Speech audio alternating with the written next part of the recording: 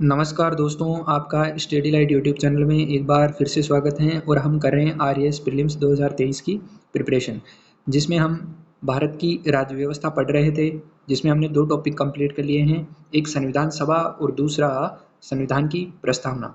Very important topics थे दोनों ही।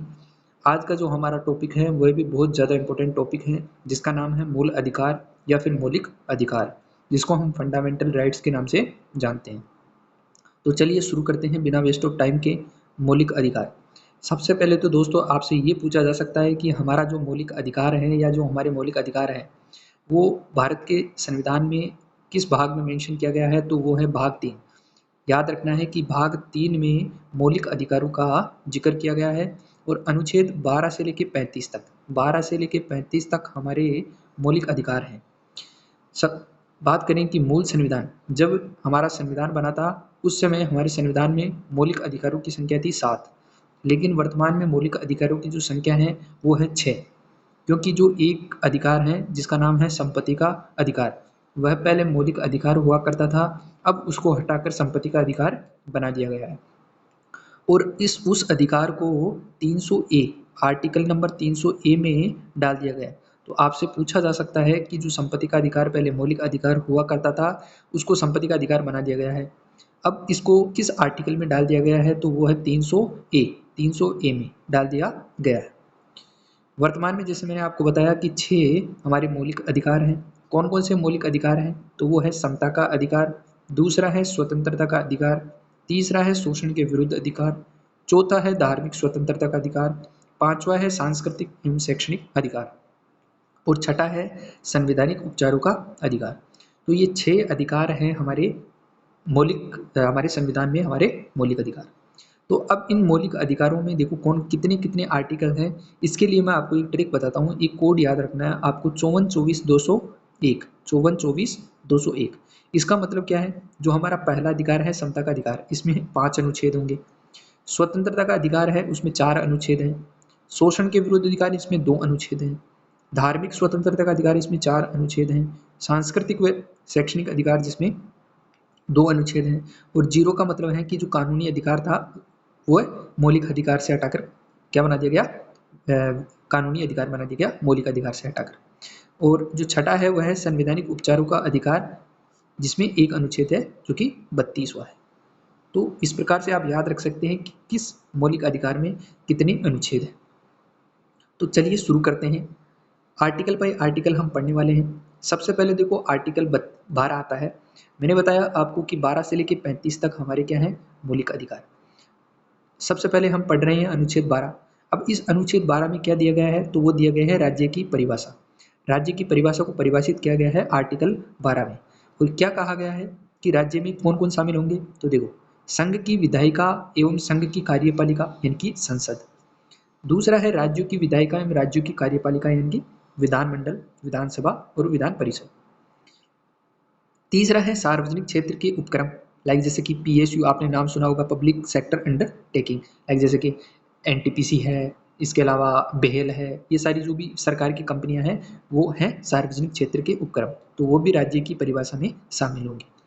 इसके अलावा है राज्य निधि से पोषित संस्थान, यानी राज्य की निधि से यदि कोई संस्थान पोषित है यानी उसको पैसे दिए गए हैं चलाने के लिए, तो वह भी राज्य की परिभाषा में शामिल होंगे।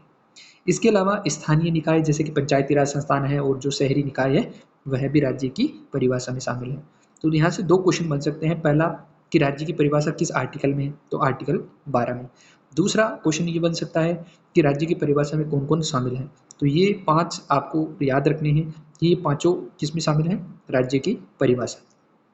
तो आर्टिकल जो 12 है वो यहाँ पे खत्म होता है। नेक्स्ट आर्टिकल आता है आर्टिकल नंबर 13।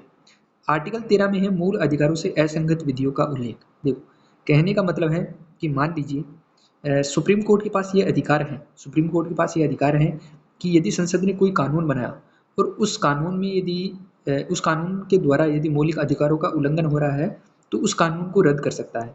तो आर्टिकल 13 में ये कहा गया है कि मान लीजिए संसद ने ये कानून बनाया और संसद ने कानून बनाया और सुप्रीम कोर्ट ने उसकी जांच की और पाया कि वो जो कानून था वो यहाँ तक, इतना कानून मौलिक अधिकारों का उल्लंघन कर रहा है लेकिन इतना कानून उल्लंघन नहीं कर रहा है। तो जो इतना कानून उल्लंघन कर रहा था, सुप्रीम कोर्ट उसको क्या कर देगा, रद्द कर देगा। अब इसमें दो क्लोज है। क्लोज एक में तो ये कहा गया है कि संविधान पूर्व की कोई भी विधि असंगति की सीमा तक शून्य होगा, यानी अगर संविधान से पूर्व की कोई भी कानून है और अगर वो मौलिक अधिकारों का उल्लंघन कर रहा है तो उस सीमा तक उसको शून्य घोषित कर दिया जाएगा। तो क्लोज 2 में संविधान के पश्चात की कोई भी विधि है उसको असंगति के आधार पर शून्य घोषित कर दिया जाएगा। जितना असंगति होगा उतना ही उसको हटा दिया जाएगा। तो ये क्लोज 1 और क्लोज 2 में था। फिर बात करते हैं अनुच्छेद 13 के क्लोज 3 की। तो इसमें विधि को परिभाषित किया गया है। ये कानून क्या है? देखो, कानून एक तो संसद बना सकती है, दूसरे विधानमंडल बना सकते हैं। इसके अलावा भी आपने देखा होगा कि राष्ट्रपति और राज्यपाल के द्वारा अध्यादेश जारी किया जाता है, तो वह भी कानून बनाया जा सकता है। इसके अलावा कोई आदेश, उपविधि, नियम, विनियम, अधिसूचना, इनके द्वारा भी विधि बनाई जा सकती है। और इसमें विधि का बल रखने वाली रूढ़ि या प्रथा को भी परिभाषित किया गया है आर्टिकल 13 के क्लोज 3 में। अब बात करते हैं कि जो हटाने की प्रक्रिया है उसको क्या कहा जाता है, उसको बोलते हैं न्यायिक पुनरावलोकन। कहने का मतलब है कि सुप्रीम कोर्ट और हाई कोर्ट इन न्यायालयों के पास में किसी भी कानून की पुनरावलोकन करने की क्या है, शक्ति है। सुप्रीम कोर्ट की बात करें तो इसके पास जो अधिकार है वो अनुच्छेद 13 और अनुच्छेद 32 के तहत है, यानी वह किसी कानून का क्या कर सकता है, पुनरावलोकन कर सकता है, और यदि वह हमारे मौलिक अधिकारों का उल्लंघन कर रहा है तो उसको रद्द कर सकता है। वहीं हाईकोर्ट के पास अनुच्छेद 226 है, उस 226 के तहत वह असंगत किसी विधि को क्या कर सकता है, शून्य घोषित कर सकता है। लेकिन याद रखना कि संविधान में न्यायिक समीक्षा का जो शब्द है उसका स्पष्ट उल्लेख कहीं पे भी नहीं है। जो सुप्रीम कोर्ट और हाई कोर्ट को जो शक्ति मिलती है वो इन 3 आर्टिकलों से मिलती है, आर्टिकल 13, 32 और 226। तो क्वेश्चन क्या बनाया जाएगा, क्वेश्चन बनाया जाएगा कि उच्चतम न्यायालय तथा उच्च न्यायालय न्यायिक पुनरावलोकन की शक्ति किन अनुच्छेदों से प्राप्त है, और आपको ऑप्शन में देंगे अनुच्छेद 13, या फिर ऐसे बोल देंगे कि किससे प्राप्त नहीं है, और आपको ऑप्शन में देंगे अनुच्छेद 13, अनुच्छेद 32, अनुच्छेद 226 और कोई और दे देंगे अनुच्छेद 12 दे देंगे। तो क्या करना है, अनुच्छेद 12, क्योंकि इन 3 आर्टिकल से न्यायिक पुनरावलोकन की शक्ति प्राप्त करते हैं। अब हमारे मौलिक अधिकार शुरू होते हैं मेनली यहाँ से। पहला जो है वो है समता का अधिकार। समता के अधिकार में हम 5 आर्टिकल पढ़ेंगे 14 से लेके 18 तक। हम आर्टिकल बाय आर्टिकल पढ़ेंगे और समझते चलेंगे कि इन आर्टिकल्स में क्या लिखा हुआ है। सीक्वेंस बाय सीक्वेंस हम पढ़ेंगे। तो सबसे पहले हम पढ़ेंगे अनुच्छेद 14। देखो, अनुच्छेद 14 में क्या है, विधि के समक्ष समता और विधि का समान संरक्षण। 2 चीजें दी गई है, विधि के समक्ष समता और विधि का समान संरक्षण। कहने का मतलब क्या है, विधि मतलब कानून। कानून के समक्ष सभी समान है। पहला, विधि के समक्ष समता का मतलब है कि कानून के सामने सभी समान है। दूसरा है कि विधि का समान संरक्षण। कहने का मतलब है कि समान परिस्थितियों में सभी के साथ समान व्यवहार किया जाना चाहिए। ये तो है अनुच्छेद 14। सवाल ये भी बनाया जा सकता है कि विधि के समक्ष जो समता है उसको हमारे संविधान में किस देश के संविधान से एडॉप्ट किया गया था, किस संविधान से लिया गया था। तो आपको याद रखना है कि विधि की समक्ष समता ब्रिटेन के संविधान से लिया गया था, वहीं जो विधि का समान संरक्षण है उसको अमेरिका के संविधान से लिया गया था। विधि के समक्ष समता की बात करें तो इसमें कानून के समक्ष सभी समान है, कोई भी व्यक्ति कानून से बड़ा नहीं है। और तीसरा है कि व्यक्ति का अर्थ केवल व्यक्ति ही नहीं है, व्यक्ति भी है, कंपनी भी है और निगम भी है, यानी कंपनी, निगम और व्यक्ति सभी कानून के समक्ष क्या है, समान है। ये याद रखना है। विधि का समान संरक्षण का मतलब ये है कि समान परिस्थितियों में विधि समान व्यवहार कर सकती है, और इसमें यह भी है कि विधि युक्तिसंगत भेदभाव भी कर सकती है। तो इसका सीधा सा मतलब है कि समान के साथ तो समान व्यवहार करो और असमान के साथ असमान व्यवहार करो। इसका जो बेस्ट एग्जाम्पल है वो है रिजर्वेशन, आरक्षण। देखो, आरक्षण में क्या है, असमान के साथ असमान व्यवहार किया जा रहा है। एक मान लीजिए जनरल का कैंडिडेट है, एक एससी का कैंडिडेट है, तो उनको एक साथ एक इक्वल ट्रीट नहीं कर रहे। क्यों? क्योंकि दोनों सेम लेवल पे नहीं है, दोनों सेम लेवल पे नहीं है, लेवल प्लेइंग फील्ड उनका अलग अलग है। लेवल प्लेइंग फील्ड बराबर करने के लिए आरक्षण दिया जा सकता है। लेकिन समान के साथ समान व्यवहार, लाइक जैसे कि कोई जनरल का है, 2 जनरल के हैं तो उनके साथ समान व्यवहार किया जाएगा। तो इसका मतलब यही है, विधि का समान संरक्षण, समान के साथ समान व्यवहार करो और असमान के साथ असमान व्यवहार करो। तो असमान के साथ असमान व्यवहार करना हमारी विधि के खिलाफ नहीं है। अब जो समता का जो हमारा आर्टिकल है 14, उसके कुछ अपवाद भी हैं। ये किन लोगों पर एप्लीकेबल नहीं होते हैं वो हम देख लेते हैं। पहला तो है कि राष्ट्रपति और राज्यपाल पर ये जो आर्टिकल 14 है वो लागू नहीं होता है। कहने का मतलब है कि किसी भी न्यायालय के प्रति राष्ट्रपति और राज्यपाल उत्तरदायी नहीं है। दूसरा है कि यदि आपराधिक कार्रवाई या गिरफ्तारी होती है, राष्ट्रपति मतलब गिरफ्तारी नहीं हो सकती। कहने का मतलब है कि राष्ट्रपति और राज्यपाल की किसी अपराध करने के बावजूद भी गिरफ्तारी नहीं हो सकती। तो ये राष्ट्रपति और राज्यपाल के नहीं है, उसकी जो पद है उस पद की गरिमा के लिए ये बताया गया है कि उनको गिरफ्तार नहीं किया जा सकता। इसके अलावा उनको कुछ विशेषाधिकार भी प्राप्त है। आपने देखा होगा कि हमने राज्यपाल पढ़ा था जब राजस्थान की पॉलिटी पढ़ी थी तब, तो राज्यपाल को क्या दिए गए, कुछ विशेषाधिकार। उसी प्रकार से जब राष्ट्रपति पढ़ेंगे तो उनको भी कोई कुछ विशेष अधिकार दिए गए हैं। वो कौन कौन से हैं हम आगे पढ़ेंगे। इसके अलावा इस जो समता का जो अपवाद है वो कौन कौन कौन है, संसद सदस्यों के विशेष अधिकार, इसके अलावा राज्य विधानमंडल के सदस्यों के विशेष अधिकार, वो भी इस कानून, इस आर्टिकल से बाहर हैं। इसके अलावा राजदूत जो कि एम्बेसडर हैं और उच्चायुक्त यानी जो हाई कमिश्नर होते हैं को सिविल एवं आपराधिक अधिकारिता से उन्मुक्ति मिलती है। अब देखो यहाँ पे दो शब्द हैं, एक है राजदूत और दूसरा है उच्चायुक्त, यानी कि एम्बेसडर और हाई कमिश्नर। एम्बेसडर और हाई कमिश्नर, इन दोनों में क्या डिफरेंस रहता है। तो देखो जैसे भारत है, यदि जो कॉमनवेल्थ ग्रुप के जो देश हैं, कॉमनवेल्थ ग्रुप के देश का मतलब यह है कि जो देश कभी ना कभी ब्रिटेन के अंडर में रहे हैं उनको बोलते हैं कॉमनवेल्थ ग्रुप वाले देश। तो जैसे भारत और पाकिस्तान और ऑस्ट्रेलिया ये कॉमनवेल्थ के क्या है, सदस्य हैं। तो यदि भारत का कोई भी, भारत की एम्बेसी मान लो ऑस्ट्रेलिया में, तो इसका मतलब है उसको बोलेंगे हम हाई कमिश्नर।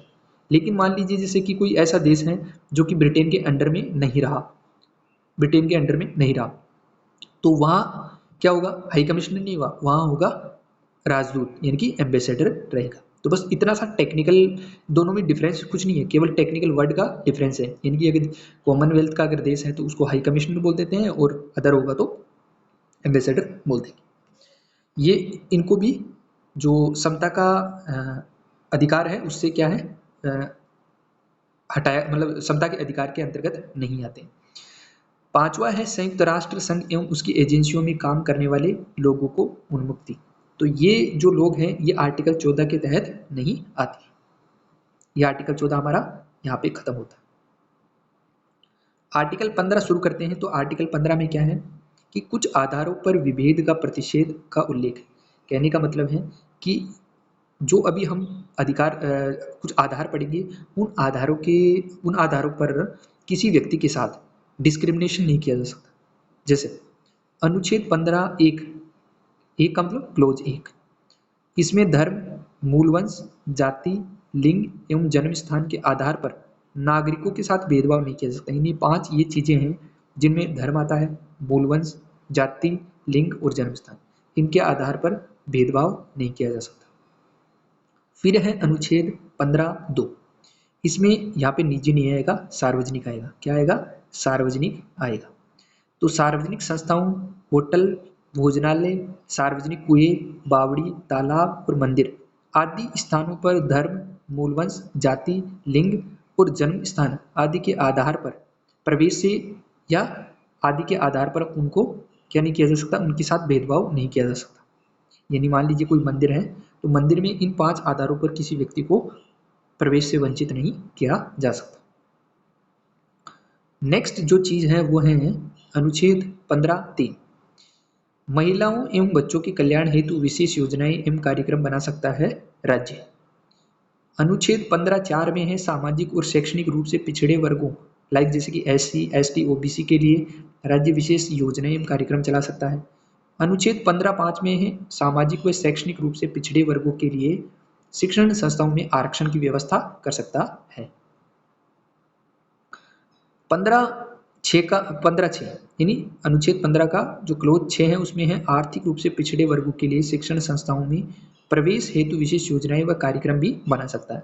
और इस क्लोज को जोड़ा गया था कब, 103वें संविधान संशोधन के माध्यम से, 103वें संविधान संशोधन के माध्यम से आर्टिकल 15 का जो क्लोज 6 है वो जोड़ा गया था, जिसमें यह बोला गया कि आर्थिक रूप से पिछड़े वर्गों के लिए शिक्षण संस्थाओं में प्रवेश हेतु विशेष योजनाएं व कार्यक्रम बनाए जा सकते हैं। ये हमारा आर्टिकल 15 भी यहाँ पे खत्म होता है। अगला हमारा आर्टिकल है आर्टिकल 16। इसमें कहा गया है कि लोक नियोजन के विषय में अवसर की क्षमता यानी सभी को अवसर मिलना चाहिए। तो इसमें सबसे पहले है अनुच्छेद 16(1), जिसमें है राज्य लोक नियोजन में सभी नागरिकों को समान अवसर देगा। अनुच्छेद 16(2) में है धर्म, मूलवंश, जाति, लिंग, जन्मस्थान, उद्भव या वंशानुगता एवं निवास के आधार पर अयोग्य नहीं ठहराया जा सकता किसी व्यक्ति को। इसके बाद में अनुच्छेद 16(3) में है संसद किसी पिछड़े राज्य या केंद्र शासित प्रदेश की स्थानीय नौकरियों में वहाँ के निवासी होने की बाध्यता रख सकता है। कहने का मतलब है कि मान लीजिए कोई राज्य पिछड़ा हुआ है या कोई केंद्र शासित पिछड़ा हुआ है, तो राज्य वहाँ की जो नौकरियाँ हैं वहाँ उन नौकरियों में वहाँ के निवासियों को प्राथमिकता दे सकता है। ये हमारे अनुच्छेद 16(3) में लिखा हुआ है। अनुच्छेद 16(4) में क्या है, तो वो है पिछड़े वर्ग जिनका सरकारी नौकरियों में पर्याप्त प्रतिनिधित्व नहीं है, उनके लिए स्थान आरक्षित करने का प्रावधान किया गया है। नेक्स्ट है अनुच्छेद 16(4), जिसमें क्लोज ए है, उसमें कहा गया है पद की पदोन्नति में भी आरक्षण यानी कि प्रमोशन में भी आरक्षण दिया जा सकता है। ये जोड़ा गया था 1995 में 77वें संविधान संशोधन के माध्यम से। फिर है अनुच्छेद 16(4), जिसमें बी क्लोज है, बैकलॉग भरने में 50% से अधिक का आरक्षण दिया जा सकता है। 2000 में जोड़ा गया 81वीं संविधान संशोधन। बैकलॉग का मतलब है कि जिनको आरक्षण प्राप्त है, मान लीजिए उनकी 4 सीट है और 4 सीट में से 2 सीट भर गई और 2 सीट खाली रहेगी, तो अगली बार इनको भरा जाएगा उसी समुदाय के द्वारा। नेक्स्ट है आर्टिकल 16(5), धार्मिक संस्थाओं में उसी धर्म के लिए स्थान आरक्षित किया जा सकता है। अनुच्छेद 16(6) में है आर्थिक रूप से कमजोर वर्गों के लिए आरक्षण। 103वें संविधान संशोधन 2019 के द्वारा इसको जोड़ा गया था कि आर्थिक रूप से कमजोर वर्गों के लिए आरक्षण का प्रावधान किया गया है, और वो किसमें किया गया, अनुच्छेद 16(6) में। अब एक केस आता है, वेरी इंपॉर्टेंट केस है, जहाँ से कई बार आरपीएससी क्वेश्चन पूछती है, स्टार मार्क कर लेना, जिसका नाम है इंदिरा साहनी केस, और ये है 1992 का केस।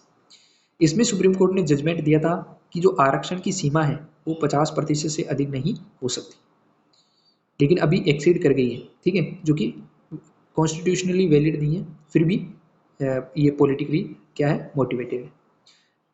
ओबीसी में क्रिमिलेयर की अवधारणा भी इंदिरा साहनी केस में ही दी गई थी, और इसमें कहा गया था कि जो लोग ओबीसी में क्रिमिलेयर में आते हैं उनको आरक्षण का लाभ नहीं मिलना चाहिए। इसके अलावा एक और चीज़ बताई गई थी कि पदोन्नति में आरक्षण लागू नहीं होने का निर्णय भी दिया था। हाँ, बाद में जो पदोन्नति में आरक्षण है उसको लागू किया गया, लेकिन इंदिरा साहनी केस में पदोन्नति में जो आरक्षण लागू करने की बात थी उन्होंने खारिज कर दी थी। तो ये बातें आपको याद रखनी चाहिए इंदिरा साहनी केस में कि क्या क्या चीज़ें सुप्रीम कोर्ट ने फैसला दिया था। आर्टिकल है वो है आर्टिकल 17। देखो, आर्टिकल 17 में है अस्पृश्यता को समाप्त करने का प्रावधान। अस्पृश्यता को समाप्त करने का प्रावधान आर्टिकल 17 में लिखा हुआ है, और ये जिम्मेदारी होगी राज्य की। और इसी के अंतर्गत राज्य ने एक कानून बनाया है, जिस कानून का नाम है अस्पृश्यता अपराध अधिनियम 1955। 1955 में ये अधिनियम बनाया था, अस्पृश्यता अपराध अधिनियम 1955। लेकिन 1976 में इसका नाम बदल दिया गया, और इसका नाम बदलकर कहा गया नागरिक अधिकार संरक्षण अधिनियम 1976। तो ये आर्टिकल हमारा 17वां था। इसके बाद में अगला आर्टिकल आता है आर्टिकल 18। आर्टिकल 18 में आपसे पूछे तो आर्टिकल 18 में लिखा हुआ है उपाधियों के अंत के बारे में, यानी उपाधियों का अंत किया जाए। देखो, आर्टिकल 18(1) में यह है कि राज्य शिक्षा व सेना संबंधी सम्मान के अतिरिक्त कोई उपाधि प्रदान नहीं करेगा। सुप्रीम कोर्ट ने फैसला सुनाया कि राज्य शिक्षा व सेना संबंधी जो सम्मान है उनके अलावा कोई भी उपाधि प्रदान नहीं करेगा। फिर है आर्टिकल 18(2), जिसमें भारतीय नागरिक किसी अन्य देश से उपाधि प्राप्त नहीं कर सकता। भारतीय नागरिक किसी अन्य देश से उपाधि प्राप्त नहीं कर सकता, ये आर्टिकल 18 के क्लोज 2 में लिखा हुआ है। फिर है 18(3), आर्टिकल 18(3), विदेशी नागरिक जो भारत सरकार की सेवा में है वह राष्ट्रपति की अनुमति के बिना किसी अन्य देश में उपाधि नहीं ले सकते। यानी कि कोई विदेशी नागरिक यदि भारत सरकार की सेवा में कार्य कर रहा है तो वो भी बिना राष्ट्र की अनुमति के किसी अन्य देश से उपाधि नहीं ले सकता। हाँ, यदि राष्ट्रपति उसको अनुमति दे देता है तो वह उपाधि ले सकता है, बट बिना अनुमति के नहीं ले सकता। फिर है आर्टिकल अनुच्छेद 18 का 4, सरकारी सेवा में नियुक्त भारतीय नागरिक राष्ट्रपति की अनुमति के बिना किसी अन्य देश से सम्मान प्राप्त नहीं कर सकता। यानी जिन लोगों के पास सरकारी नौकरी है, सरकारी सेवा में नियुक्त हैं, वो राष्ट्रपति की अनुमति के बिना किसी अन्य देश से सम्मान प्राप्त नहीं कर सकते। फिर एक इम्पोर्टेंट मामला आता है जिसका नाम है बालाजी राघवन बनाम भारत संघ 1995। यहाँ पे स्टार मार्क कर लेना। क्यों स्टार मार्क कर लेना? क्योंकि इसी मामले में सर्वोच्च न्यायालय ने या सुप्रीम कोर्ट ने यह फैसला सुनाया था कि जो राज्य भारत रत्न, पद्म विभूषण, पद्म भूषण ये जो सम्मान देता है ये उपाधियां नहीं है, ये क्या है? सम्मान है। और यह भी सुप्रीम कोर्ट ने कहा कि जिस व्यक्ति को भारत रत्न, पद्म विभूषण और पद्म भूषण दिया जाता है वह लोग अपने नाम के पहले या नाम के बाद में इनका प्रयोग नहीं कर सकते। यदि वह अपने नाम के पहले या बाद में प्रयोग करते हैं इन सम्मान का तो उनसे ये सम्मान छीना जा सकता है। तो आपसे ये पूछा जा सकता है कि भारत रत्न, पद्म विभूषण और पद्म भूषण ये सम्मान है, उपाधियां नहीं, ये सुप्रीम कोर्ट ने किस मामले में सुनाया था या किस मामले में कहा था? तो वो था बालाजी राघवन बनाम भारत संघ 1995। यह हमारा समता का अधिकार कंप्लीट होता है। इसके बाद में हमारा जो अगला मौलिक अधिकार है वह है स्वतंत्रता का अधिकार।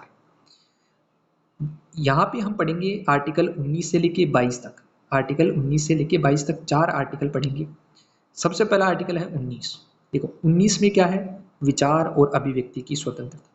यानी जैसे मैं हूँ तो मेरे विचार और मेरी अभिव्यक्ति की स्वतंत्रता मेरे को आर्टिकल 19 में दी गई है। अब हम इसको डिटेल से देखते हैं। सबसे पहले अनुच्छेद 19(1) के क्लोज ए में ये लिखा हुआ है कि मेरे पास चुप रहने का अधिकार, मेरे पास मतलब सभी नागरिकों के पास चुप रहने का अधिकार है। फोन टैपिंग के विरुद्ध अधिकार है, यानी मेरा कोई फोन टैप नहीं कर सकता। सूचना का अधिकार है, राइट टू इन्फॉर्मेशन। प्रेस की स्वतंत्रता है। इसके अलावा विज्ञापन का जो अधिकार है वह भी मेरे पास है। इसके अलावा धरना प्रदर्शन का अधिकार है। लेकिन लेकिन लेकिन यहाँ पे स्टार मार्क कर लो, क्योंकि यहाँ से सवाल पूछा जाता है कि क्या हड़ताल का जो अधिकार है वो आर्टिकल 19 के तहत आता है? तो नहीं आता। धरना प्रदर्शन का अधिकार है लेकिन हड़ताल का अधिकार नहीं है। अगला है विचारों के प्रचार प्रसार का अधिकार। मैं अपने विचारों को प्रचार प्रसार कर सकता हूँ, ये मुझे आज़ादी है, स्वतंत्रता है। अगला है अनुच्छेद 19(1) का जो क्लोज बी है उसमें शांतिपूर्ण सम्मेलन करने का अधिकार, बिना शस्त्र के यानी बिना हथियारों के शांतिपूर्ण सम्मेलन कर सकते हैं लेकिन बिना हथियारों के। ये आर्टिकल 19(1) के क्लोज बी में है। अगला आर्टिकल है आर्टिकल 19(1) का सी। इसमें संघ बनाने का अधिकार है और उसे नियमित रूप से चलाने का भी अधिकार है। कोई कंपनी बना सकता हूँ, कोई एनजीओ बना सकता हूँ, कोई राजनीतिक दल बना सकते हैं, समितियां बना सकते हैं, क्लब बना सकते हैं, सभा बना सकते हैं, संघ बना सकते हैं और सहकारी समितियां बना सकते हैं और इनको चला सकते हैं, इनका रेगुलेशन कर सकते हैं। ये आर्टिकल 19(1) के सी में लिखा हुआ है। अगला आता है आर्टिकल 19(1) का डी, और डी में क्या है? अबाध विचरण करने का अधिकार। देखो आर्टिकल 19 जो है आपको पूरा डिटेल से याद करना है क्योंकि बहुत ज़्यादा इंपॉर्टेंट है, यहाँ से सवाल पूछा जाता है। तो अनुच्छेद 19(1) के डी में क्या है? अबाध विचरण करने का अधिकार। अबाध का मतलब बिना किसी रोक टोके में क्या कर सकता हूँ? घूम सकता हूँ। यह है मेरा जो फंडामेंटल राइट अनुच्छेद 19(1) के डी में। अगला है अनुच्छेद 19(1) का ई। इसमें है आवास के अधिकार का उल्लेख। मुझे आवास का अधिकार है, यह है अनुच्छेद 19(1) के ई में। अगला स्टार मार्क करो। अनुच्छेद 19(1) एफ जो है उसको हटा दिया गया है।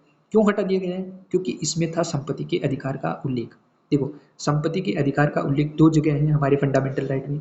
एक तो है अनुच्छेद 19(1) के एफ क्लोज में और दूसरा अनुच्छेद 31 में। तो इन दोनों को ही हटा दिया गया क्योंकि मौलिक अधिकार से हटा दिया गया संपत्ति का अधिकार, और कहाँ डाल दिया गया, कानूनी अधिकार 300A में। तो जो अनुच्छेद 19(1) का F था, इसको हटा दिया गया है। और कब हटाया था, 44वें संविधान संशोधन 1978 के द्वारा। वेरी वेरी इंपॉर्टेंट, 44वें संविधान संशोधन 1978 के द्वारा संपत्ति के अधिकार को मौलिक अधिकार से हटाकर कानूनी अधिकार बना दिया गया और अनुच्छेद 300A में डाल दिया गया। इतनी बात आपको याद रखनी है।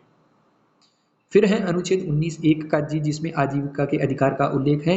मुझे अधिकार है कि मैं अपनी आजीविका किस प्रकार से कमाता हूँ, यानी कौन सा बिजनेस करता हूँ। पूर्ण रूप से स्वतंत्र हूँ, मैं कोई सा भी बिजनेस शुरू कर सकता हूँ, लेकिन लीगल होना चाहिए। ठीक है। नेक्स्ट आता है अनुच्छेद 19 का जो क्लोज 2, 1 में G तक पढ़ लिया हमने, ठीक है, और F को हटा दिया गया। अब अनुच्छेद 19 का क्लोज 2 है, जिसमें है वाक एवं अभिव्यक्ति की स्वतंत्रता बताया गया है, और उसकी कुछ सीमाएं हैं। उन सीमाओं का जिक्र किया गया है कि अनुच्छेद 19(2) में जो हमारी स्वतंत्रता है उसको छीना जा सकता है। कब छीना जा सकता है, देखो, भारत की संप्रभुता एवं अखंडता, इंटीग्रिटी, भारत की सोवरेनिटी और अखंडता, ये दोनों ही, इंटीग्रिटी और सोवरेनिटी दोनों यदि खतरे में हो तो आपको वंचित किया जा सकता है। राज्य की सुरक्षा के संबंध में भी वंचित किया जा सकता है। विदेशी राज्यों के साथ यदि आपने मित्रवत संबंध कर लिया है तो आपको इस स्वतंत्रता के अधिकार से वंचित किया जा सकता है। न्यायालय की अवमानना, यहाँ पे अवमानना आएगा, ठीक है, तो अवमानना नहीं कर सकते, ठीक है, मानहानि नहीं कर सकते, नैतिकता का उल्लंघन नहीं कर सकते, लोक व्यवस्था को नहीं बिगाड़ सकते और अपराध नहीं कर सकते। इन स्थितियों में आपको वंचित किया जा सकता है आपके स्वतंत्रता के अधिकार से। फिर है अगला अनुच्छेद 19(3), जिसमें है सम्मेलन की स्वतंत्रता। हाँ, सम्मेलन बना सकता हूँ, मेरे को अधिकार है, लेकिन उसकी कुछ सीमाएं हैं जो कि क्लोज 3 में। वही पहला तो वही है, भारत की संप्रभुता अखंडता खतरे में हो। लोक व्यवस्था, धारा 144 यानी कि कर्फ्यू लगा हुआ हो तो सम्मेलन करने का अधिकार आपसे छीना जा सकता है। कर्फ्यू में आप सम्मेलन नहीं कर सकते। इसके अलावा आईपीसी, भारतीय दंड संहिता का उल्लंघन किया हो या फिर सीआरपीसी का उल्लंघन किया हो तो आपको सम्मेलन करने से वंचित किया जा सकता है। ठीक है। अगला आता है आर्टिकल 19 का 4, संघ बनाने का अधिकार। संघ बनाने का अधिकार है, लेकिन सीमाएं हैं। कौन सी, भारत की संप्रभुता एवं अखंडता खतरे में हो, लोक व्यवस्था का आपने उल्लंघन किया हो या नैतिकता का पालन नहीं किया हो तो आपको संघ बनाने से रोका जा सकता है। ये हमारे अनुच्छेद 19 के क्लोज 4 में लिखा हुआ है। अगला आता है अनुच्छेद 19(5), जिसमें है अबाध। अबाध मतलब बिना रोक टोक के संचरण व निवास की स्वतंत्रता है, लेकिन यदि जनसाधारण के हित में प्रॉब्लम आ जाए तो आपको वंचित किया जा सकता है। इसके लिए अलावा जनजातीय लोगों के हितों में भी। आपने सुना होगा कि जो हमारे पूर्वोत्तर राज्य हैं, 7 राज्य हैं जिनको 7 सिस्टर के नाम से जाना जाता है, वहाँ पे जाने से पहले आपको एक परमिशन लेनी पड़ती है जिसको बोलते हैं ILP, इनर लाइन परमिट, जो कि होम मिनिस्ट्री देती है। होम मिनिस्ट्री से ILP लेने के बाद ही आप वहाँ जा सकते हैं, और ऐसा इसलिए किया गया है कि वहाँ के जो जनजातीय लोग हैं उनके जो हित हैं उनका उल्लंघन ना हो सके। ठीक है। आगे हमारा आर्टिकल आता है आर्टिकल अनुच्छेद 19(6), आजीविका की स्वतंत्रता है। मैं अपनी आजीविका कमाने के लिए स्वतंत्र हूँ, कोई सा भी बिजनेस अपना सकता हूँ, लीगल होना चाहिए। लेकिन देखो, जनसाधारण के हित में है, लेकिन जैसे अगर कौन सा, वेश्यावृत्ति, नशीले पदार्थों पर प्रतिबंध है, वेश्यावृत्ति नहीं कर सकता, नशीले पदार्थों का मैं वो व्यापार नहीं कर सकता, और लाइसेंस, यदि मैं कोई भी बिजनेस शुरू करता हूँ तो उसका मुझे लाइसेंस लेना आवश्यक है। ठीक है। तो ये था हमारा आर्टिकल 19, जो कि बहुत ज़्यादा इंपॉर्टेंट है। यहाँ से सवाल हर एग्जाम में, लगभग हर एग्जाम में पूछे गए हैं, तो आपको ये तो याद कर लेना है। ठीक है। अगला हमारा आर्टिकल आता है स्वतंत्रता के अधिकार में अनुच्छेद 20। देखो, अनुच्छेद 20 में क्या है, अपराधों के लिए दोष सिद्धि के संबंध में संरक्षण। मान लीजिए आपने अपराध कर दिया, अब अपराध तो कर दिया, तो अपराध करने के बाद में आपको क्या क्या अधिकार हैं। सबसे पहले तो देखो, अनुच्छेद 20(1) में यह बताया गया है कि कोई आपराधिक कानून है तो भूतलक्षी क्रियान्वयन नहीं किया जा सकता। भूतलक्षी क्रियान्वयन का मतलब, मान लीजिए आज आपने अपराध कर दिया और 3 दिन बाद में कोई कानून बनता है तो उस कानून के तहत आपको सज़ा नहीं दी जा सकती, क्योंकि आपने जो अपराध किया था उस कानून को बनने से पहले किया था, तो उस कानून के तहत आपको सज़ा नहीं मिल सकती। लेकिन याद रखना, जो नागरिक कानून है उसमें ऐसा किया जा सकता है, लेकिन आपराधिक कानून में ऐसा नहीं किया जा सकता। ठीक है, फिर आता है अनुच्छेद 20 का क्लोज 2। इसमें एक ही अपराध के लिए एक बार से अधिक अभियोजित और दंडित नहीं किया जा सकता। यानी कि आपने अगर कोई वो किया है, अपराध किया है, आपको सज़ा मिल चुकी है, ठीक है, तो आपको ना तो पुलिस स्टेशन में उस अपराध के लिए फिर से बुलाया जा सकता है, नहीं दंडित किया जा सकता है। एक अपराध के लिए एक बार ही सज़ा मिलेगी। ये आर्टिकल 20 के क्लोज 2 में लिखा हुआ है। ठीक है, आगे देखो, आगे आता है अनुच्छेद 20 का क्लोज 3। इसमें है कि स्वयं के विरुद्ध गवाही देने के लिए बाध्य नहीं किया जा सकता। आपने अपराध किया है तो पुलिस आपको ये नहीं कह सकती कि आप ये गवाही दीजिए कि ये अपराध आपने ही किया है, ठीक है, क्योंकि उनको सबूत इकट्ठे करने हैं और वो साबित करेंगे कि ये अपराध आपने किया है, तो आपको बाध्य नहीं किया जा सकता। इससे आपको संरक्षण है अनुच्छेद 20 के क्लोज 3 में। लेकिन यहाँ पे एक केच है। यहाँ पे केच क्या है, स्टार मार्क कर लेना, कि सशरीर उपस्थित होना। यदि किसी न्यायालय ने ये कहा है कि आपको उपस्थित होना है, या फिर आपके अंगूठे का निशान लेना है, या आपके खून का नमूना लेना है, या आपके हस्ताक्षर करवाने हैं, तो इनसे आपको संरक्षण नहीं मिल सकता। ये आपको करना पड़ेगा यदि आपको आदेश दिया जाता है तो। आपको एग्जाम में घुमाया जा सकता है, आपको दे देंगे कि अनुच्छेद 20(3) के तहत आपको कौन कौन से संरक्षण प्राप्त हैं, तो आपको ऑप्शन देंगे स्वयं के विरुद्ध गवाही देने के लिए बाध्य नहीं किया जा सकता, तो आप तो ये बोलोगे कि ठीक है, ये तो फिर सशरीर उपस्थित, अंगूठे का निशान, खून का नमूना, हस्ताक्षर। यहाँ पे आपको याद रखना है कि ये यहाँ आपको संरक्षण प्राप्त नहीं है। Very very important. आर्टिकल 20 खत्म हो गया है। आर्टिकल 21 भी हमारे लिए बहुत ज़्यादा इम्पोर्टेंट है। आपको एग्जाम के पॉइंट ऑफ व्यू से भी आर्टिकल 21 को जानना बहुत ज़रूरी है, और एज ए नागरिक भी आपको ये आर्टिकल जानना बहुत ज़रूरी है, क्योंकि आपके अधिकारों का संरक्षण आप खुद करेंगे, तो इसलिए भी अनुच्छेद 21 को जानना बहुत ज़रूरी है। फंडामेंटल राइट्स को पूरे ही जानना ज़रूरी है। तो देखो, बात कर लेते हैं अनुच्छेद 21 में क्या है। यह है प्राण व दैहिक स्वतंत्रता के अधिकार का उल्लेख। इसमें प्राण व दैहिक स्वतंत्रता के अधिकार का उल्लेख किया गया है आर्टिकल 21 में। क्या है, विधि के द्वारा स्थापित प्रक्रिया के बिना, यानी बिना कानून के आपको अपने प्राणों से वंचित नहीं किया जा सकता। आपके प्राण नहीं लिए जा सकते। बिना कानून के आपको फांसी पर नहीं लटकाया जा सकता। आपको आर्टिकल 21 में क्या क्या प्राप्त है देखो। गरिमापूर्ण जीवन के लिए, एक सम्मानपूर्वक जीवन जीने के लिए हर व्यक्ति को हमारे संविधान ने जो अधिकार दिए हैं, उस अधिकार में क्या क्या शामिल है देखो। मानवीय प्रतिष्ठा के साथ जीने का अधिकार हर नागरिक का क्या है, अधिकार है। जीवन रक्षा का अधिकार है। स्वास्थ्य का अधिकार है। स्वच्छ पर्यावरण का अधिकार है। निजता यानी कि प्राइवेसी का अधिकार है। अमानवीय व्यवहार के विरुद्ध अधिकार है, यानी आपसे कोई भी व्यक्ति आपसे क्या नहीं कर सकता, आपसे दुर्व्यवहार नहीं कर सकता। आश्रय का अधिकार है। इसके अलावा हथकड़ी लगाने के विरुद्ध अधिकार है, यानी कोई हथकड़ी लगाता तो आप को ये अधिकार है कि आप किस वजह से आप मेरे को हथकड़ी लगा रहे हो पूछ सकते हो। इसके अलावा है 14 वर्ष से कम आयु तक निःशुल्क शिक्षा देना राज्य का अधिकार है। त्वरित सुनवाई का भी आपके पास अधिकार है, लेकिन त्वरित सुनवाई होती कहाँ है, पता नहीं कितने सालों तक अटकी रहती है। आगे है निःशुल्क कानूनी सहायता का अधिकार, एकांत कारावास के विरुद्ध अधिकार, निष्पक्ष सुनवाई का अधिकार। ये सब आर्टिकल 21 के अंतर्गत है। फिर है प्रतिष्ठा का अधिकार, देरी से फांसी के विरुद्ध अधिकार, राज्य के बाहर ना जाने का अधिकार, सूचना का अधिकार, विदेश यात्रा करने का अधिकार, सरकारी अस्पतालों में समय पर उचित इलाज का अधिकार, पहाड़ी क्षेत्रों में मार्ग का अधिकार, बंधुआ मजदूरी यानी बॉन्डेड लेबर के विरुद्ध अधिकार, सार्वजनिक फांसी के विरुद्ध अधिकार। इसके अलावा है हिरासत में शोषण के विरुद्ध अधिकार, यानी आपको मान लीजिए जेल में बंद कर दिया गया और आपके साथ शोषण हो रहा है, तो आप क्या कर सकते हो, कानूनी कार्रवाई कर सकते हो। महिलाओं के साथ आदर व सम्मानपूर्ण व्यवहार करने का अधिकार है। आपातकालीन चिकित्सा सुविधा का अधिकार है। कैदी के लिए जीवन की मूलभूत आवश्यकताओं का अधिकार होना चाहिए, यानी उसको अच्छा खाना मिलना चाहिए, रहने की व्यवस्था होनी चाहिए, स्वच्छ पानी की व्यवस्था होनी चाहिए, सोने की व्यवस्था होनी चाहिए। सोने, नींद का अधिकार है। आपको नींद से कोई जगह तो कह सकते हो कि ये मेरा फंडामेंटल राइट है, तो सोना आपका अधिकार है। सजा के फैसले पर अपील का अधिकार है।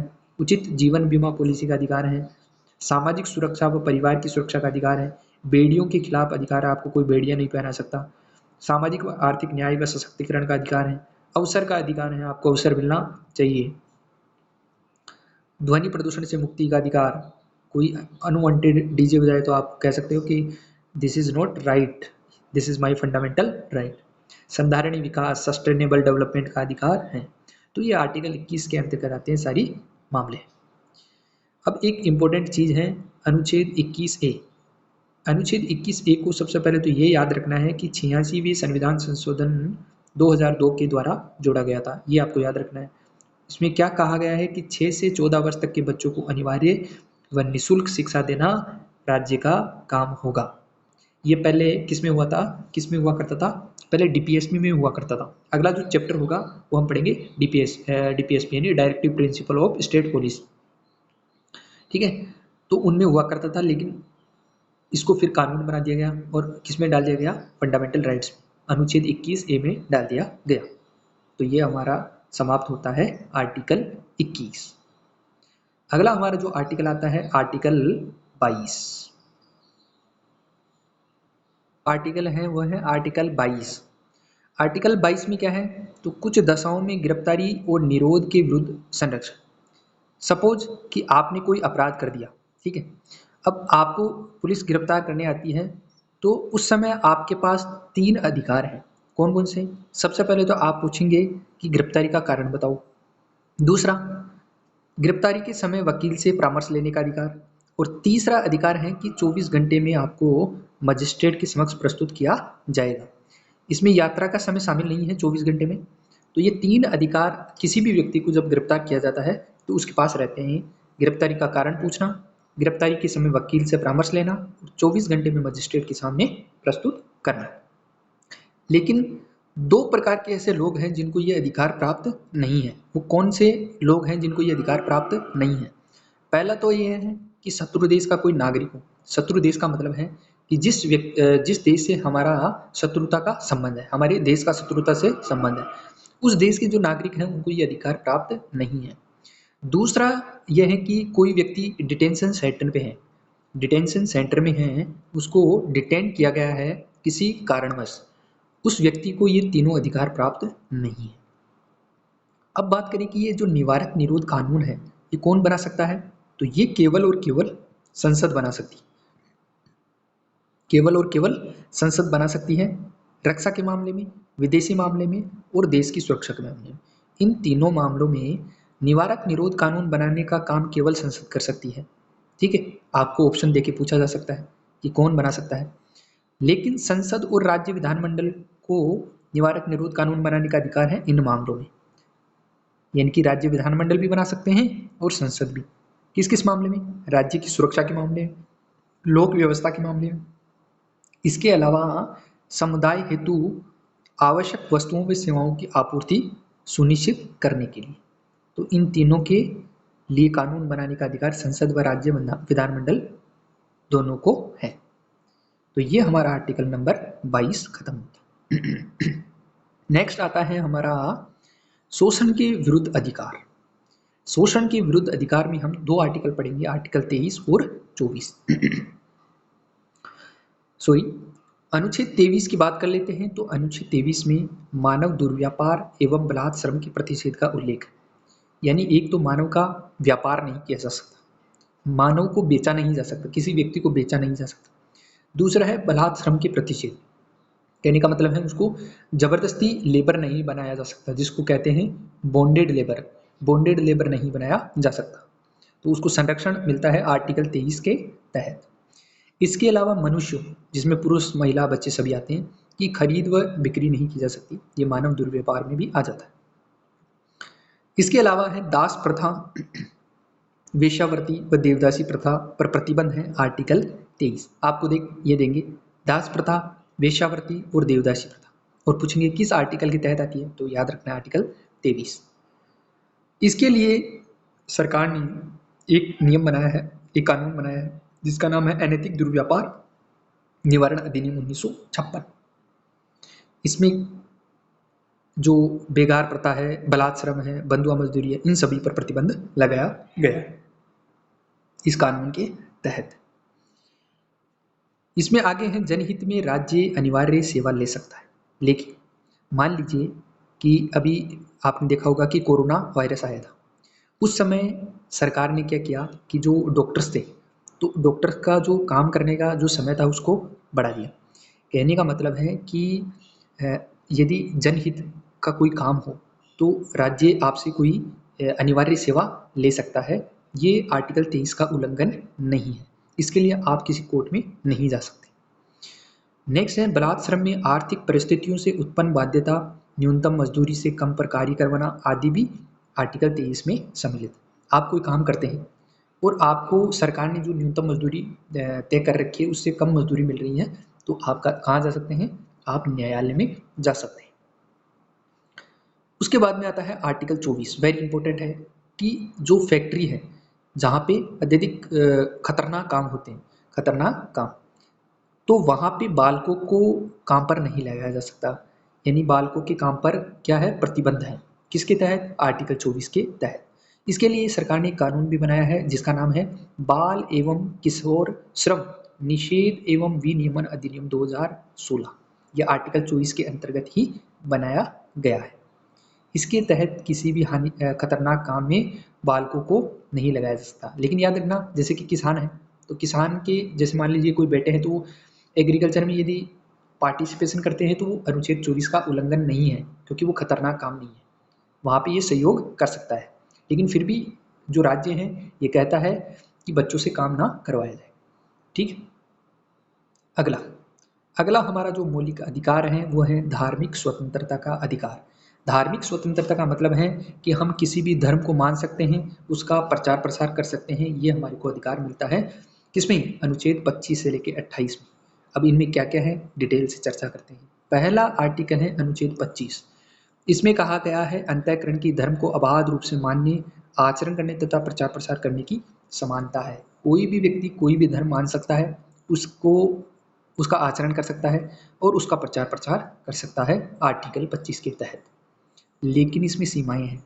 यदि मान लीजिए कोई लोक व्यवस्था का मामला आ जाता है, ठीक है, तो उसमें आपको वंचित किया जा सकता है। यदि कोई नैतिकता का मामला है तो भी आपको वंचित किया जा सकता है। और स्वास्थ्य के आधार पर और अन्य कोई मौलिक अधिकार मान लीजिए किसी व्यक्ति के वंचित हो रहे हो आपके अधिकार के कारण, तो आपको इस आर्टिकल 25 के अंतर्गत अंतःकरण की धर्म को अबाध रूप से मानने की जो स्वतंत्रता है उससे वंचित किया जा सकता है। कौन कौन से 4 आधार हैं? लोक व्यवस्था, नैतिकता, स्वास्थ्य का आधार और अन्य कोई मौलिक अधिकार के आधार पर आपको वंचित किया जा सकता है। अनुच्छेद 25 ऐसा आर्टिकल है जो कि भारतीय नागरिकों तथा विदेशियों दोनों को प्राप्त। याद रखना, अनुच्छेद 25 दोनों को ही प्राप्त, यानी विदेशी नागरिक भी कोई भी धर्म अपना सकता है, प्रचार प्रसार कर सकता है, और भारत का भी कोई नागरिक प्रचार प्रसार कर सकता है। ठीक है। अब एक केस है जिसका नाम है सिरूर मठ केस।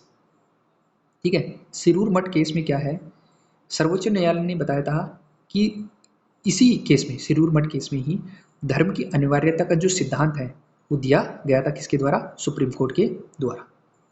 यानी धार्मिक आचरण से संबंधित विवादों का समाधान पेश किया गया था सिरूर मठ केस में। ये एक छोटा सा केस था जो कि आप याद रख सकते हैं। अब बात करें हिंदू धर्म में सिख, जैन, बौद्ध को शामिल किया गया।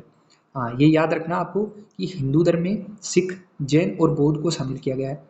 और दूसरी चीज़ आपको याद रखनी चाहिए कि सिख धर्म में जो कृपाण रखी जाती है ना साइड में, तो वो कृपाण रखना क्या है? अनिवार्य अंग है। वो उसमें नहीं रहेगा। जैसे हमने वो आर्टिकल पढ़ा था ना, जिस आर्टिकल में कि हम सम्मेलन कर सकते हैं बिना हथियारों के, तो ये हथियार में शामिल नहीं होगा। यानी सिख लोग कृपाण लेके क्या कर सकते हैं? सम्मेलन कर सकते हैं, तो ये हथियार में शामिल नहीं होगा। तो ये हमारा आर्टिकल 25 खत्म होता है यहाँ पर। अगला हमारा आर्टिकल आता है आर्टिकल नंबर 26, धार्मिक मामलों के प्रबंधन का उल्लेख। यानी हम अपने धार्मिक मामलों का क्या कर सकते हैं? प्रबंधन कर सकते हैं। धार्मिक एवं धर्मार्थ उद्देश्य हेतु संस्थाओं की स्थापना व प्रशासन का अधिकार हमारे पास है। हम कोई भी हमारे धर्म के लिए संस्था स्थापित कर सकते हैं, उसका प्रशासन कर सकते हैं। ठीक है। धार्मिक संस्थान अपने धार्मिक मामलों का प्रबंधन स्वयं कर सकते हैं। धार्मिक उद्देश्यों के लिए चल व अचल संपत्ति अर्जित करने का अधिकार है। विधि के तहत संपत्ति का प्रशासन करने का अधिकार है। अनुच्छेद 25 व्यक्तिगत अधिकार देता है, वहीं अनुच्छेद 26 समुदाय को सामूहिक अधिकार प्रदान करता है। 25 तो व्यक्तिगत अधिकार देता है, लेकिन जो अनुच्छेद 26 है वो सामुदायिक अधिकार प्रदान करता है। तो ये हमारा आर्टिकल नंबर 26 समाप्त होता है। आर्टिकल है वो है आर्टिकल 27। आर्टिकल 27 में क्या है, राज्य को किसी धर्म विशेष के प्रोत्साहन हेतु कर लगाने का अधिकार नहीं है। यानी किसी धर्म विशेष पर टैक्स नहीं लगा सकता राज्य, लेकिन याद रखना टैक्स तो नहीं लगा सकता लेकिन शुल्क ले सकता है। ये दोनों में डिफरेंस है। टैक्स नहीं लगा सकता लेकिन शुल्क ले सकता है राज्य किसी धर्म विशेष से।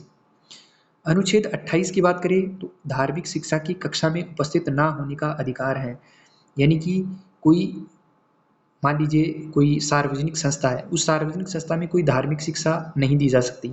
ठीक है, सरकारी विद्यालयों में धार्मिक शिक्षा नहीं दी जा सकती। राज्यों के द्वारा प्रशासित एवं धर्म विशेष के लिए स्थापित की गई संस्था में धार्मिक शिक्षा दी जा सकती है। हाँ, कोई निजी संस्था हो तो वहाँ पे जरूर दी जा सकती है, लेकिन जो सार्वजनिक जो संस्थाएं हैं वहाँ पे धार्मिक शिक्षा नहीं दी जा सकती। ये हमारा आर्टिकल 28 खत्म हो गया।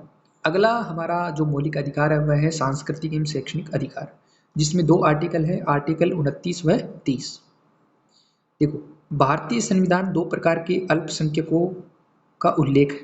यानी 2 प्रकार के अल्पसंख्यक बताता है हमारा संविधान, एक धार्मिक अल्पसंख्यक और दूसरा भाषाई अल्पसंख्यक, यानी धर्म के आधार पर और दूसरा भाषा के आधार पर।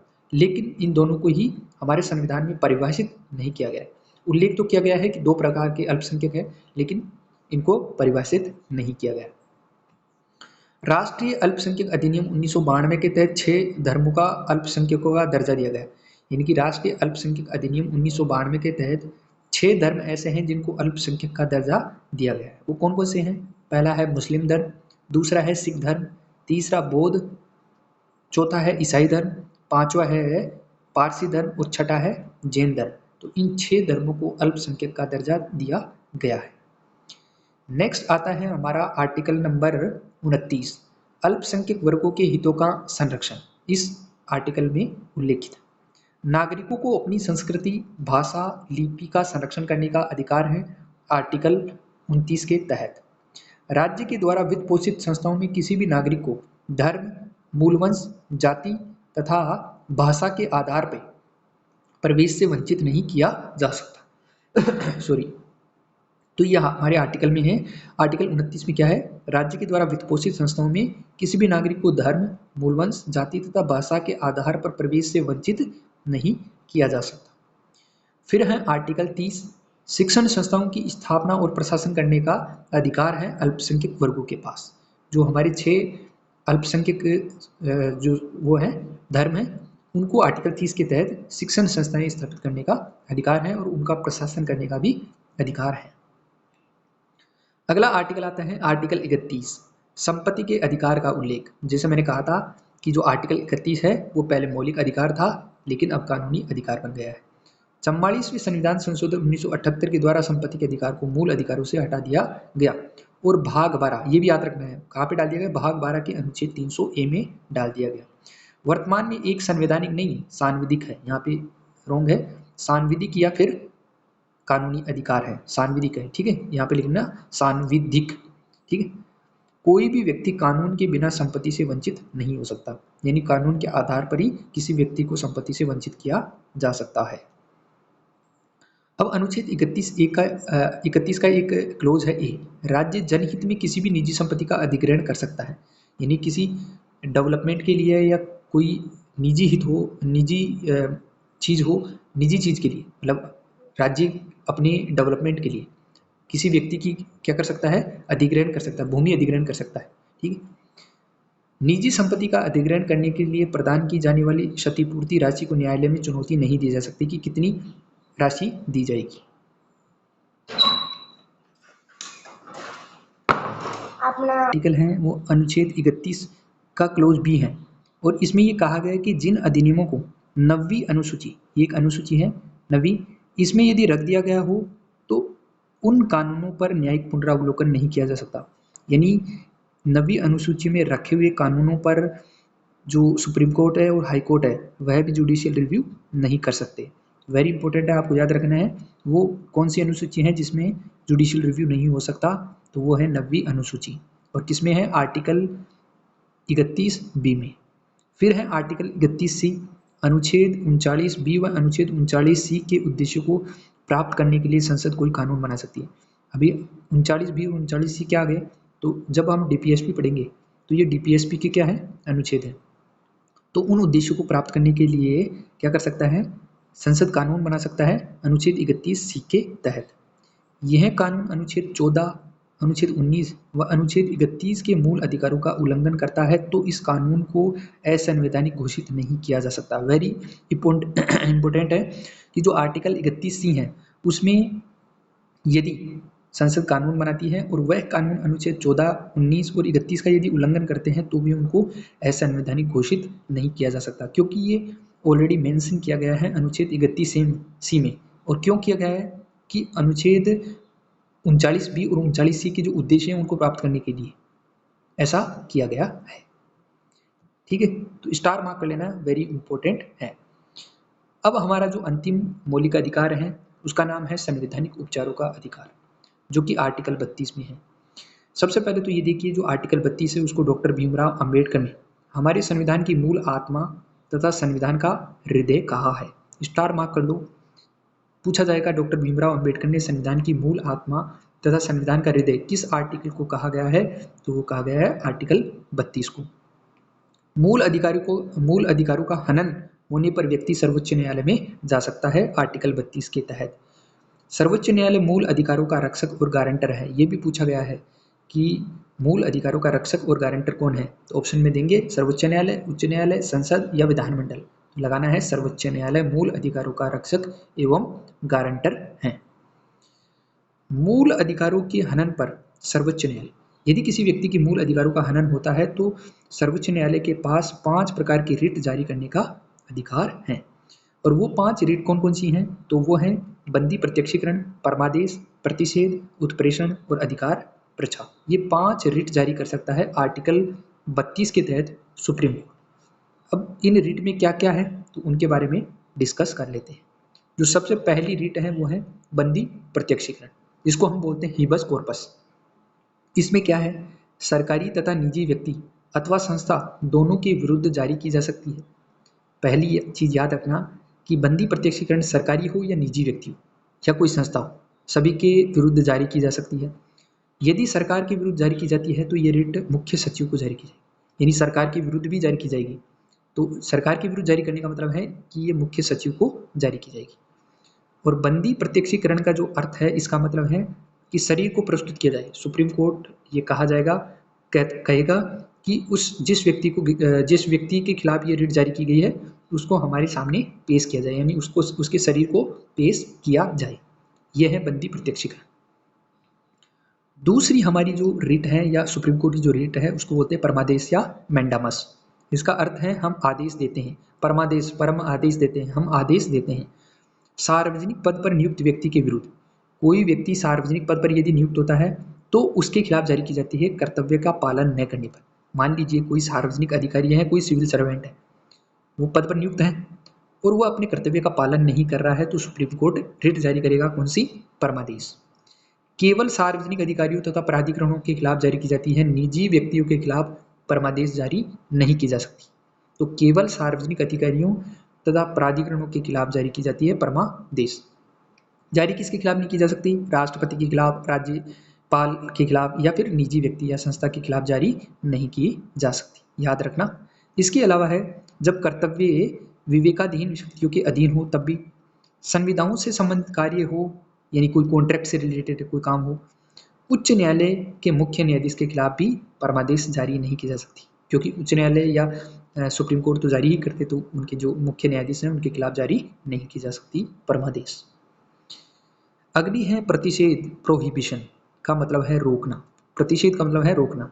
निम्नतर न्यायालय अपने अधिकार क्षेत्र से बाहर कार्य करता है तब उच्चतर न्यायालय के द्वारा निम्नतर न्यायालय के विरुद्ध जारी की जाती है। केवल न्यायपालिका के विरुद्ध जारी की जा सकती है। तो पूछा जाएगा कि केवल न्यायपालिका के विरुद्ध जारी की जाने वाली रिट कौन सी है? प्रतिषेध है। यानी हमारा यहाँ पे सुप्रीम कोर्ट है, यहाँ पे हाई कोर्ट्स हैं और यहाँ पे लोअर कोर्ट्स हैं।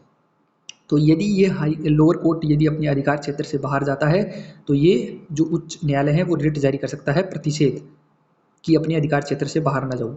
और यदि जो हाई कोर्ट है वो अपने अधिकार क्षेत्र से बाहर जाता है तो सुप्रीम कोर्ट जारी कर सकता है कि अपने अधिकार क्षेत्र से बाहर ना जाओ।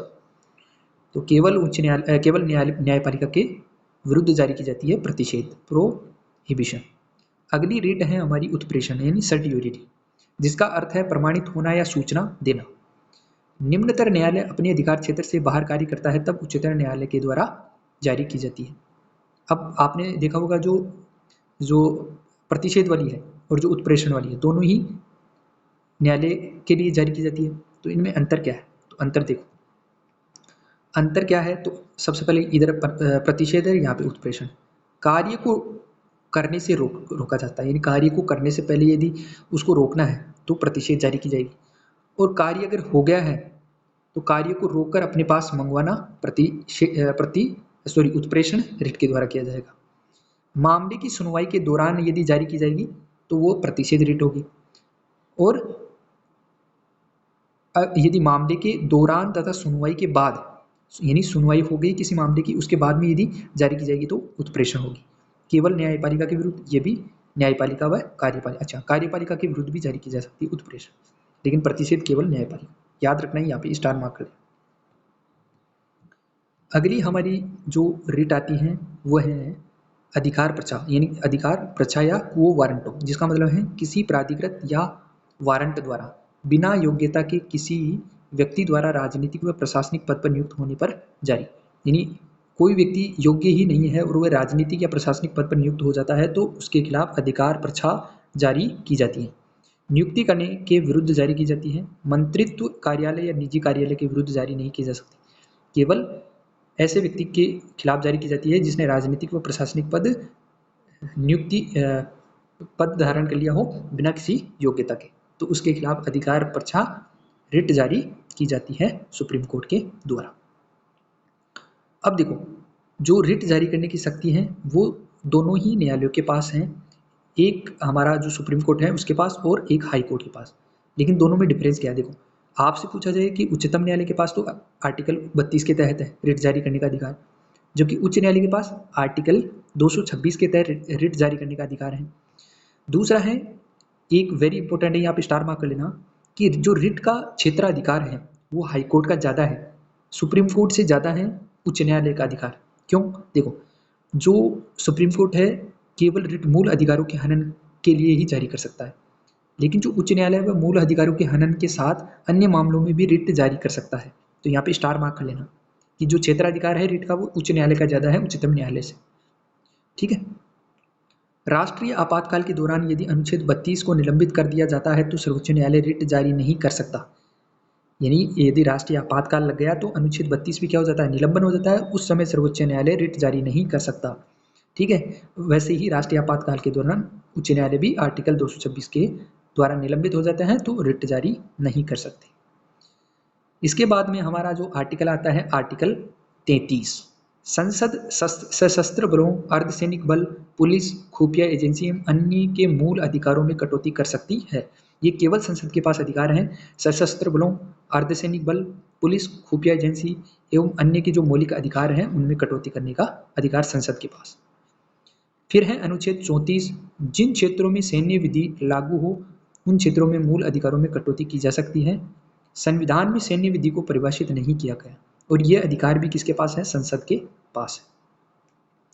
हमारा जो अंतिम आर्टिकल है वो है आर्टिकल 35, मूल अधिकारों में कटौती का अधिकार केवल संसद के पास है। संसद उन्हीं मूल अधिकारों में कटौती कर सकती है जिन मूल अधिकारों में कटौती का प्रावधान है, जैसे अनुच्छेद 33 व अनुच्छेद 34। क्योंकि बाकी में कटौती इसलिए नहीं कर सकती क्योंकि वो जो हमारा बुनियादी ढांचा है उसका हिस्सा है, और बुनियादी ढांचे में कोई भी अगर फेरबदल करती है संसद तो जो हमारा सुप्रीम कोर्ट है वो उसको क्या कर सकता है? नल एंड वॉइड घोषित कर सकता है। तो केवल 33 और 34 में ही संशोधन कर सकती है संसद। अब देखो, कुछ इंपॉर्टेंट चीज़ है जो आपको याद रखनी चाहिए। आपसे ये पूछा जा सकता है कि ऐसे कौन से आर्टिकल्स हैं जो केवल भारतीय नागरिकों को ही प्राप्त है, तो रट लेना अनुच्छेद 15, 16, 19, 29 और 30 ये केवल भारतीय नागरिकों को प्राप्त है, विदेशियों को प्राप्त नहीं है। लेकिन जो बाकी आर्टिकल है वो विदेशियों और भारतीय नागरिकों दोनों को प्राप्त है। नेक्स्ट जो चीज़ है वह है आपातकाल के दौरान मूल अधिकारों का निलंबन। देखो अनुच्छेद 358 एक आर्टिकल है, उसमें कहा गया है कि राष्ट्रीय आपातकाल के दौरान अनुच्छेद 19 स्वतः ही निलंबित हो जाता है।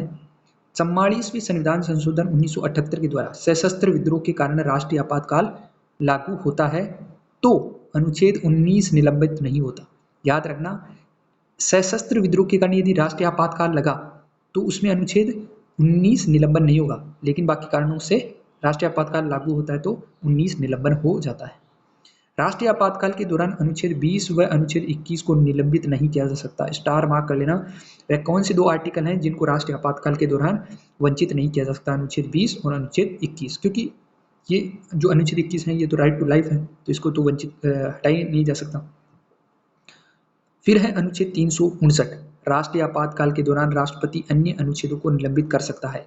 अनुच्छेद 359 के आधार पर अन्य मतलब लाइक जैसे 14 है, 15 है, 16 है, ठीक है, इनको क्या कर सकता है, निलंबन कर सकता है राष्ट्रपति अनुच्छेद 359 के तहत। लेकिन याद रखना 359 के तहत आर्टिकल 20 और 21 को तो फिर भी निलंबित नहीं किया जा सकता। तो इसका मतलब है 20 और 21 को तो निलंबन किया ही नहीं जा सकता, ठीक है। तो ये हमारा जो मौलिक अधिकार का जो टॉपिक था वह कंप्लीट हो गया है। बहुत ही ज़्यादा इंपॉर्टेंट है, यहाँ से सवाल पूछे जाते हैं। आई होप कि आपको डिटेल में मैंने पढ़ाया है, समझाया है। अगला हमारा जो टॉपिक होगा वो होगा डीपीएसपी। तो धन्यवाद दोस्तों, मिलते हैं डीपीएसपी वाले टॉपिक में। तो चैनल को सब्सक्राइब करना ना भूलें और एक लाइक और एक शेयर तो बनता ही है, यहाँ तक आ चुके हो तो। और पढ़ते रहिए क्योंकि एग्ज़ाम काफ़ी नज़दीक आ गया है, 1 अक्टूबर है। धन्यवाद दोस्तों, मिलते हैं अगले वीडियो में, तब तक के लिए धन्यवाद।